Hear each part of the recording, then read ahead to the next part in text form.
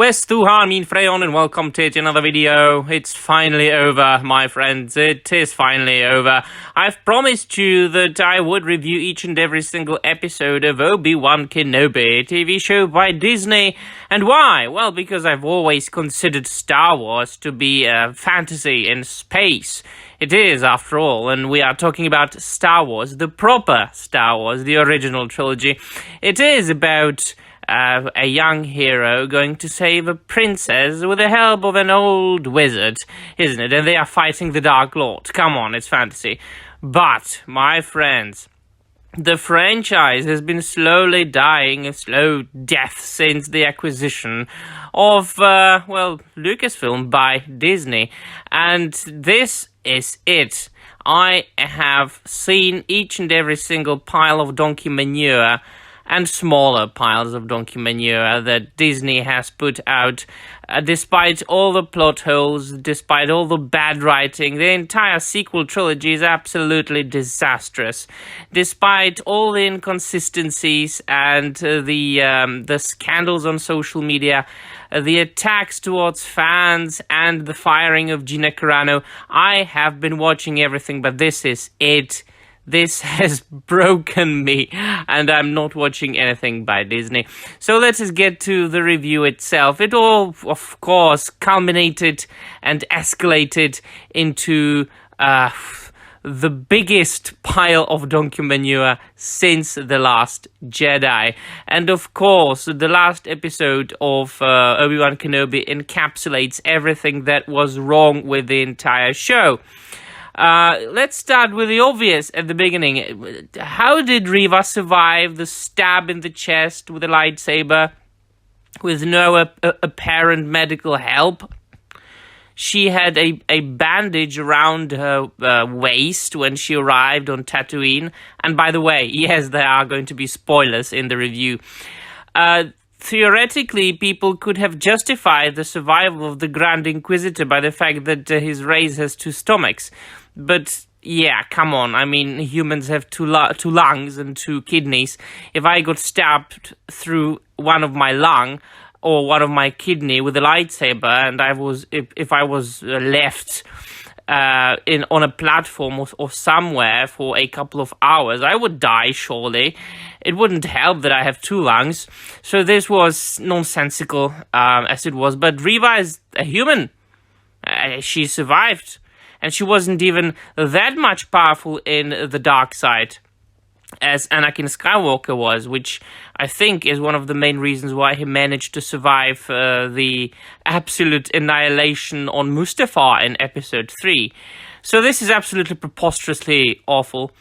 The other things, I mean, alright, the breaking of the law itself, there are inconsistencies, brutal inconsistencies that I was talking about, or have been talking about throughout the entire TV show. The fact that Obi-Wan Kenobi clearly, he must have known that Darth Vader is Anakin Skywalker, and he did know. He did know. It was mentioned twice in the Revenge of the Sith. Obi-Wan watched the recording in which Emperor Palpatine called Anakin Darth Vader, and then it was specifically stated by Master Yoda that, Anakin Skywalker doesn't exist anymore. Darth Vader now, he is, or something like that. So he knew. And of course, you just need to use your common sense. Darth Vader was not kept in seclusion, in privacy. He was very well known from day one throughout the galaxy. And Obi-Wan Kenobi should have been hidden on Tatooine and keeping an eye on Luke, guarding him.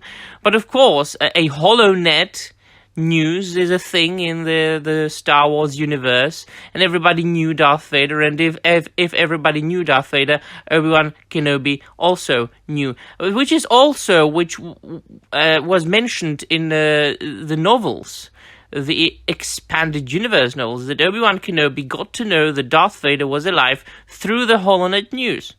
And that Darth Vader was one of the highest men in the Empire. So this is also absolutely preposterous.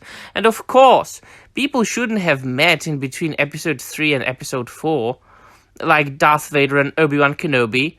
Their last fight should have been the fight on Mustafar, and then they should meet in episode 4. The same thing with Leia and Obi-Wan.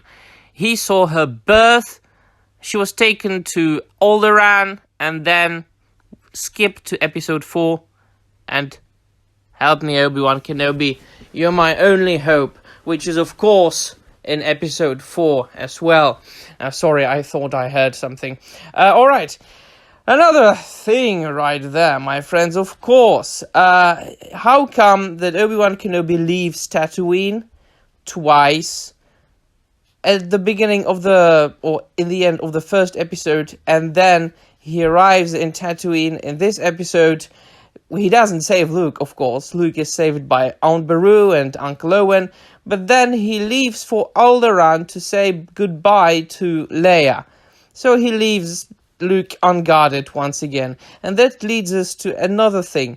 They have absolutely cucked Obi-Wan Kenobi up. They had Luke Skywalkered him. He is useless at this point. He messed up his only job. He didn't keep an eye on Luke, so Reva almost killed him. If it wasn't for her redemption, then we knew she wasn't going to be the real villain. Because who would make a female of color the villain in 2022, right? Especially Disney, Kathleen Kennedy. So thanks to her mercy, it was that Luke Skywalker wasn't killed by her. And, they didn't even need Obi-Wan. Aunt Beru and Uncle Owen, the two farmers from Tatooine, were able to fight very, very, nicely. They had good skills with blasters, so good skills that they were able to almost defeat, the third sister, Reva. Once again, absolutely preposterous.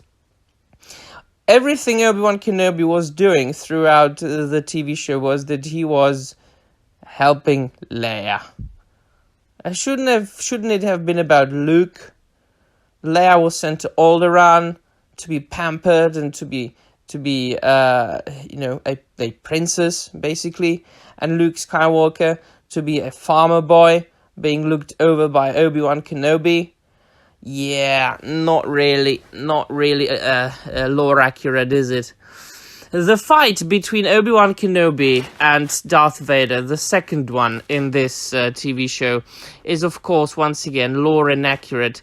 And this is one of the, I don't want to say positives, but this will be that thing that the normies and the people who don't understand Star Wars or who haven't seen the films or I don't know, whatever, they will be using this. Oh my god, they have given us everything we've wanted. This is the only more or less well done fight in this entire TV show.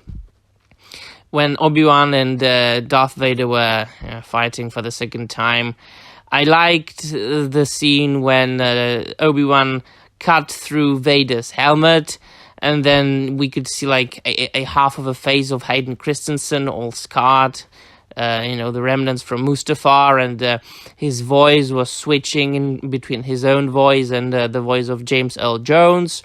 That was awesome. And when he said, you didn't kill Anakin Skywalker, I did, and that's it.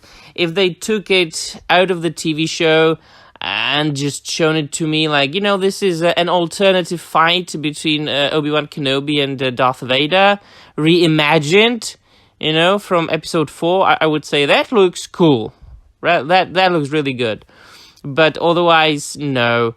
One thing that came up my mind was that rocks are very popular in the Star Wars universe. Everybody seems to be levitating rocks or throwing rocks at each other.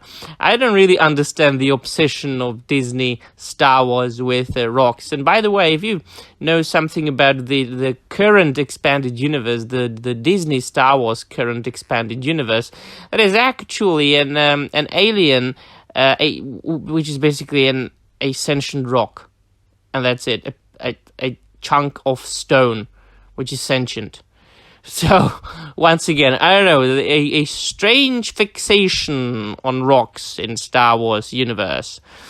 They promised that they would that they will fix the plot holes, or seeming plot holes that arose in the TV show. And one of them, I think, was supposed to be the ending between Obi-Wan, or the conversation between Obi-Wan and Leia, where she asked him, will I see you again? And he said, maybe, but don't tell anybody, because we would be endangered, both of us. So basically by that he said to her, or he told her, if you ever need me, pretend that you have never met me. This is such a lazy writing. Come on, have you ever seen more lazy writing, or lazier writing? No, absolutely. The show is written so badly. It was written by incompetent writers, screenwriters who know absolutely nothing about the original films or the prequels or the expanded universe. It has eradicated everything. And one more thing, there have been a couple of scenes which were, of course, the nostalgia bites for the fans of the prequels and the fans of the original trilogy. Can you guess, if you've seen the episode, can you guess which of them I'm talking about? Well, there have been a couple of them, but I've got two specific on my mind right now. The first one was, hello there. Yeah, it is one of the most iconic catchphrases from the Star Wars universe, or from the Star Wars films. Of course, first uttered in episode 4 by Sir Alec Guinness, and then when it was used by Ewan McGregor in episode 3, there was an homage to the original hello there in episode 4. Full stop. You use this phrase one more time and it instantly becomes overused. It loses all its appeal. It loses its, being special. I mean, yeah, it's an awesome catchphrase. I love both Alec Guinness and Ewan McGregor saying hello there. But that's it. That's, because it's such a rare catchphrase in the Star Wars films. But never mind, they had to use it, so the simpletons go, yeah, he said the thing, yeah, we will consume some more Star Wars. Alright, go consumers. I'm happy for you, really, I feel happy for you. The other thing was Qui-Gon Jinn. My favorite Star Wars character, definitely. My top 1 Star Wars character. I was excited to see Liam Neeson as Qui-Gon Jinn again, but I would have preferred if it was from a short story, a short sketch from around the time of episode 1. For example, him being on a mission with, Obi-Wan Kenobi still being a Padawan. Because... And then again, according to the lore, and you can Google it, and it's actually on the internet, on Wikipedia, I think, that Qui-Gon Jinn was, of course, the first Jedi who was able to, communicate from beyond the Force, or from beyond grave. But he wasn't as powerful enough or skilled enough at that he would be able to present himself in a spiritual form that would be visible. But that's just nitpicking at this point. It's very much nitpicking. Only very few people know that. Only the biggest nerds and geeks know about this. The last thing that I really, really disliked about it, and there have been more things, but I'm talking about the major ones because this video would be an hour long otherwise, was how much of an idiot Luke was. They have decided, Kathleen Kennedy, she's decided that she would make Luke Skywalker into an absolute idiot in every single stage of his life. It started with the sequel trilogy. It then continued with the Book of Boba Fett, where he was kind of strange, and I'm not talking about the visuals. You know, the CGI in the Book of Boba Fett was actually much better than in the end of The Mandalorian. But, you know, him teaching little, or trying to teach Grogu, little baby Yoda, in the way, you can choose either the lightsaber or the Mandalorian's chainmail.